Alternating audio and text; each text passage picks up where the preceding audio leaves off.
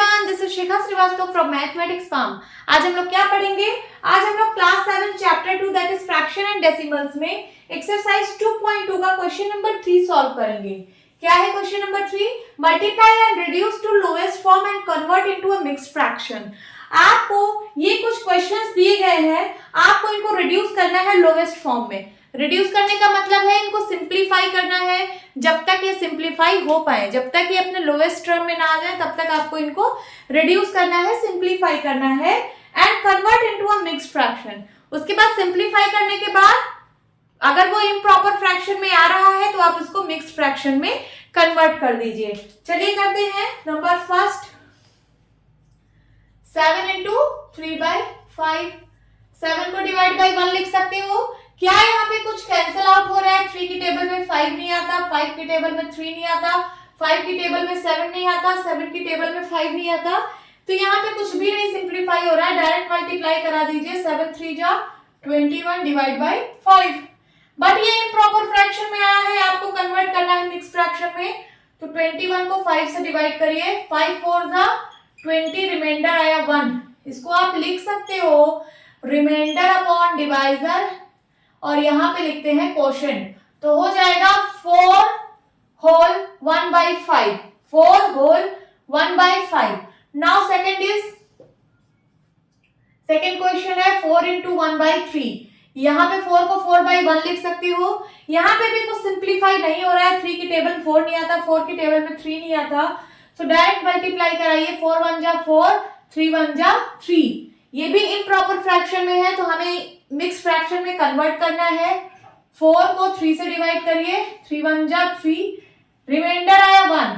इसका आंसर होगा remainder upon divisor, remainder upon divisor, और ये जो क्वोशिएंट है ये आगे आ जाता है। तो हो जाएगा 1 whole 1/3। 1 whole 1/3। Now third part is 2 into 6/7। यहाँ पे 2 को 2/1 लिख सकते हो। यहाँ पे भी कुछ सिंप्लीफाई नहीं हो रहा है। 2 की टेबल में 7 नहीं आता, 6 की टेबल में 7 नहीं आता, है ना, कुछ भी नहीं सिंप्लीफाई हो रहा है। सो डायरेक्ट मल्टीप्लाई करिए। 6 2 जा 12 अपॉन 7 1 जा 7। बट 12/7 इम्प्रॉपर फ्रैक्शन में है, आपको इसको मिक्स फ्रैक्शन में करना है। 7 से डिवाइड करिए।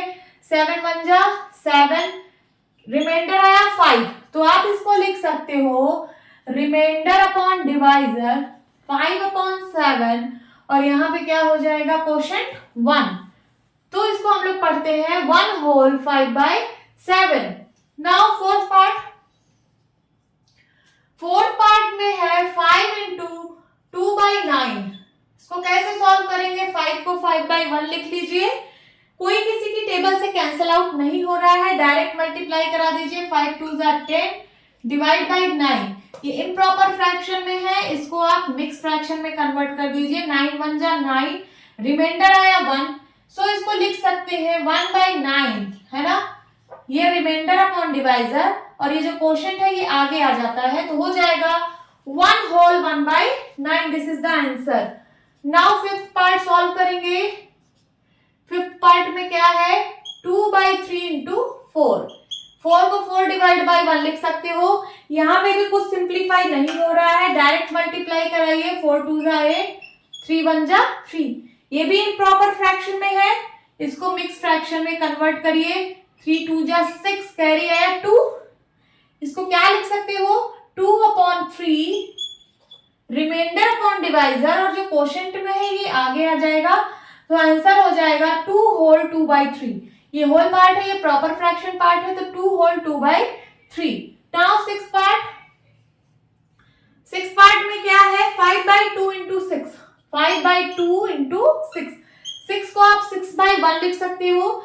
यहाँ देखिए क्या कुछ सिंप्लीफाई हो रहा है? हाँ हो रहा है। 2 की टेबल 2 से 6 कट रहा है। 2 की टेबल में 6 आता है। चलिए 2 1 जा 2 एंड 2 3 जा 6। आप कुछ भी नहीं कट रहा है, डायरेक्ट मल्टीप्लाई करा दीजिए। 5 3 जा 15 और डिवाइड बाई क्या आएगा 1। सो डिवाइड बाई 1 लिखने की जरूरत नहीं है। Okay, so answer is 15। Now seventh में क्या है? 11 इंटू 4/7। इसमें 11 को 11/1 लिख सकते हो। क्या ये सिंप्लीफाई हो रहा है? नहीं हो रहा है। है, डायरेक्ट मल्टीप्लाई कराइए। 11 4 जा 44 एंड 7 1 जा 7। अब ये इम्प्रॉपर फ्रैक्शन में है, इसको मिक्स फ्रैक्शन में लिखिए। 7 की टेबल पढ़िए कि इससे ज्यादा ना हो, तो 7 6 जा 42, कितना आया रिमाइंडर 2। तो आप इसको लिख सकते हो remainder upon divisor 2/7 and question क्या था 6। This is your answer. Now eighth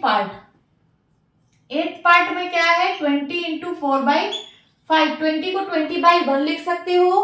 क्या इसमें कुछ सिंप्लीफाई हो रहा है? हाँ, 5 के टेबल में 5 आता है और 5 की टेबल में 20 भी आता है, तो ये दोनों कैंसिल आउट हो जाएंगे। 5 1 जा 5, 5 4 जा 20। अब कुछ सिंप्लीफाई नहीं हो रहा है, डायरेक्ट मल्टीप्लाई कराइए ऊपर का, तो 4 4 जा 16 और नीचे रिमाइंडर सॉरी डिनोमिनेटर में क्या आएगा 1 1 जा 1, तो डिनोमिनेटर में 1 लिखने की जरूरत नहीं है, तो 16 is your answer. Now ninth part solve करेंगे। 13 इंटू 1/3। 13 को 13/1 लिख लीजिए। यहाँ पे भी कुछ सिंप्लीफाई नहीं हो रहा है, 3 की टेबल में 13 नहीं आता, तो डायरेक्ट मल्टीप्लाई कराइए। 13 1 जा 13, 3 1 जा 3। इम्प्रॉपर फ्रैक्शन में आ रहा है, मिक्स फ्रैक्शन में कन्वर्ट कर दीजिए। 3 से 3 3 जा 9, 3 4 जा 12, रिमाइंडर आया 1, तो इसको लिख सकते हो आप remainder upon divisor. Remainder upon divisor और जो क्वोशिएंट में है वो आगे लिखते हैं, तो हो गया क्या 4 होल 1/3। नाउ टेंथ पार्ट में है 15 इंटू 3/5। सबसे पहले देखते हैं क्या ये सिंप्लीफाई हो रहा है। 5 की टेबल में 15 आता है, 5 1 जा 5, 5 3 जा 15। अब कुछ भी नहीं सिंप्लीफाई हो रहा है, डायरेक्ट मल्टीप्लाई कराइए। 3 3 जा 9 एंड नीचे डिनोमिनेटर में 1 है, 1 1 जा 1 होगा, डिनोमिनेटर में 1 लिखने की कोई जरूरत नहीं है। तो यही आपका सोल्यूशन है सारे क्वेश्चंस का। ये जो मिक्स फ्रैक्शन का फॉर्म होता है ये कैसे होता है? ये होता है क्वोशिएंट रिमाइंडर अपॉन डिवाइजर। यही फॉर्म में आपको सबको आंसर देना था, तो हमने दे दिया है आंसर। यही आपका सोल्यूशन है। होप स्टूडेंट्स आपको ये क्वेश्चन अच्छे से समझ आया होगा। सो मिलती हूँ अपनी नेक्स्ट वीडियो में, तब तक के लिए bye bye and take care.